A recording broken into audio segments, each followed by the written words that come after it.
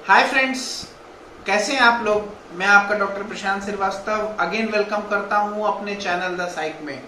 तो फ्रेंड, आज हम जिस विषय पे बात करने वाले हैं वो बहुत इंटरेस्टिंग होने वाला है और मैं आपसे आग्रह करता हूं कि आप मेरे इस वीडियो को पूरा सुने, क्योंकि ये बहुत इंटरेस्टिंग होगा और शायद आप लोगों के लिए नया भी हो।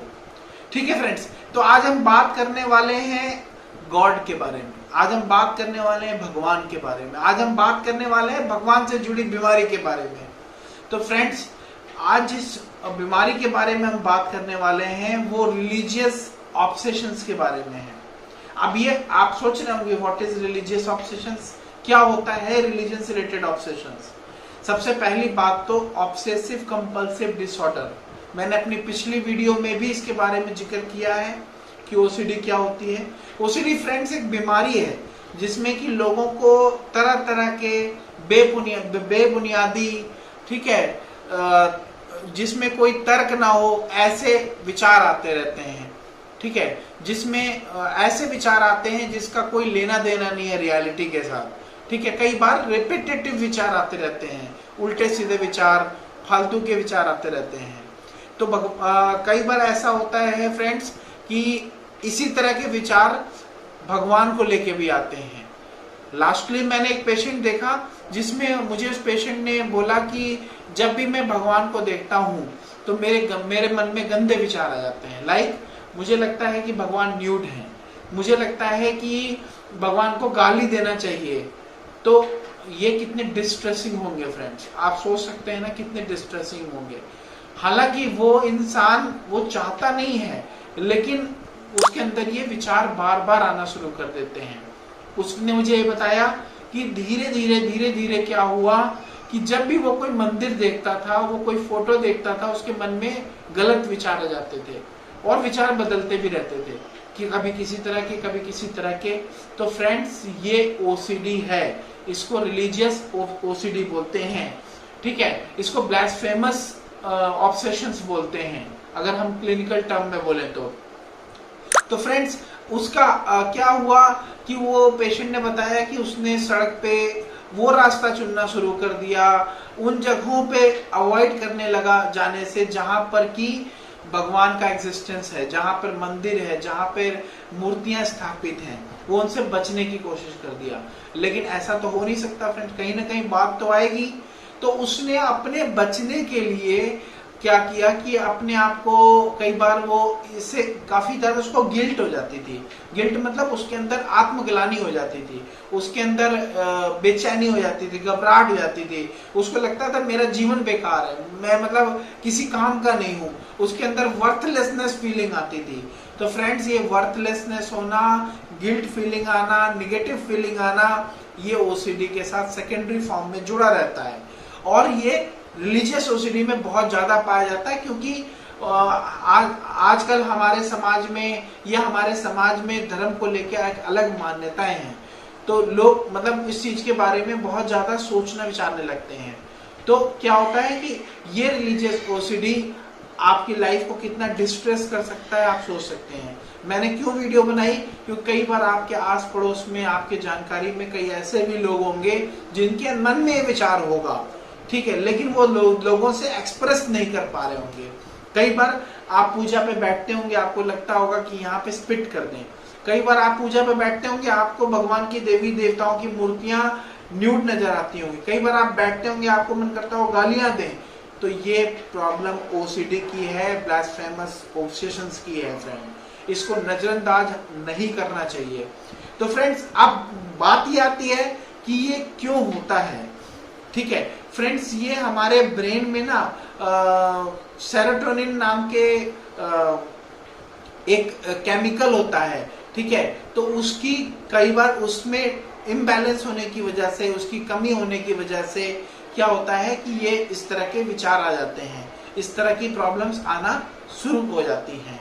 तो अब इसके लिए हम क्या कर सकते हैं, इसके लिए हमको नंबर 1, जैसा कि बोलते हैं medication. Yes, of course medication बहुत अच्छा है, इसका एक ट्रीटमेंट। लेकिन यस, अब मेडिकेशन के साथ साथ अगर हम साइको सोशल मैनेजमेंट पे ध्यान दें, अगर हम उसे सोशली तौर पे, साइकोलॉजिकली तौर पे उसको मजबूत करना शुरू करें तो हम उसको ऑब्सेशन से बहुत हद तक उसको कम कर सकते हैं, उसको इम्प्रूव करा सकते हैं। मैंने ठीक क्यों नहीं बोला, क्योंकि टाइम लगता है इसमें फ्रेंड्स। ये ऐसी बीमारी नहीं है कि आज हुई और कल ठीक, ये टाइम वाली टेकिंग बीमारी है, तो घबराने की जरूरत नहीं है। सबसे इम्पोर्टेंट क्या है, क्योंकि मैंने जैसा बार बार एड्रेस किया कि ये भगवान से रिलेटेड बीमारी है, तो लोग इसको एक्सप्रेस नहीं करते हैं, बताना नहीं चाहते हैं। हालांकि वो सफर कर रहे होते हैं लेकिन वो बताना नहीं चाहते। तो फ्रेंड्स, आप अपने घरों से बाहर निकलें, अपने रूम से बाहर निकलें, और अगर आपको ये समस्या है तो आप जरूर से जरूर शेयर करें, क्योंकि इसका रास्ता है, इसका इलाज है। ठीक है, तो इसके लिए काउंसलिंग भी बहुत अच्छा स्टेप है कि आप अपने आप को रिलैक्स रखें, अपने आप को डिस्ट्रैक्टेड रखें। ठीक है, जैसे मैंने अपने पेशेंट को बोला कि आपको जब भी विचार आते हैं आप आइदर इसको डिस्ट्रैक्ट करो, थोड़ा सा ना आप वहां से उठ जाओ, वहां से हट जाओ, और या सेकेंड पार्ट क्या होता है कि आप उसको फेस कर सकते हैं।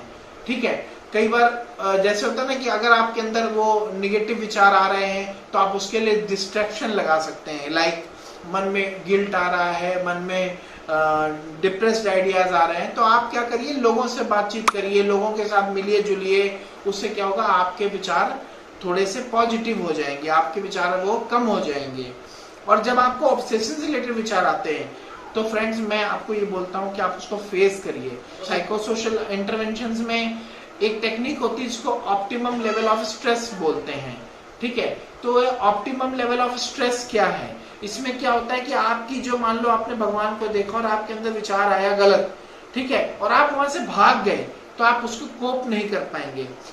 एकदम वैसे ही जैसे कि अगर आपको मान लो जंगल में पोस्टिंग मिले और आपको वहां रहना पड़ जाए, तो आपके मन में डर तो आएगा ना कि कहीं जानवर ना खा जाए, हम खाएंगे क्या, हम रहेंगे क्या। लेकिन जब आपको ये पता लग जाए कि आपको वहीं रहना है तो आप क्या करोगे, आपका एडजस्टमेंट धीरे धीरे उनके साथ बन जाएगा।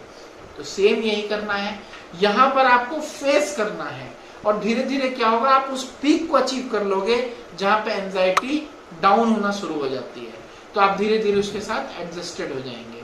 तो कभी भी ये गलती मत करें कि भागने की कोशिश करें, शेयर नहीं करें, ऐसा काम नहीं करना है। और मैंने आपको बताया, रिलैक्सेशन कंटिन्यू करते रहिए, डीप ब्रीदिंग करिए, वॉकिंग करिए, ठीक है, पॉजिटिव रहिए, ठीक है, और जो डिस्ट्रैक्टेड रहिए। जब आपके मन में विचार गलत आते हैं या आपके मन में निगेटिव आइडियाज आ रहे हैं, आपके मन में सुसाइडल आइडियाज आ रहे हैं, कई बार ऐसा भी होता है, तो उस समय अपने आप को डिस्ट्रैक्टेड रखना है। तो फ्रेंड्स, अगर हम इन चीजों को अपनी लाइफ में इम्पार्ट करते हैं और आप इस चीज को अपने जीवन में लाते हैं, तो डेफिनेटली आप ओसीडी से तो बच ही सकते हैं, ठीक है, और आप अपनी फिजिकल मेंटल हेल्थ को भी अच्छा रख सकते हैं। तो फ्रेंड्स, मैं आशा करता हूँ ये वीडियो आपको कुछ लाभप्रद लगी होगी, और मैं आपसे पुनः अनुरोध करूंगा, प्रार्थना करूंगा, ठीक है, रिक्वेस्ट करूंगा कि आप मेरी इस वीडियो को ज्यादा से ज्यादा लोगों तक पहुंचाएं, ज्यादा से ज्यादा इसे लाइक, शेयर, सब्सक्राइब कराएं, ठीक है, क्योंकि ये राष्ट्र हित, मानव हित के लिए है, ठीक है, ये किसी की जीवन को बचा सकता है। इसी के साथ धन्यवाद। जय हिंद, जय भारत।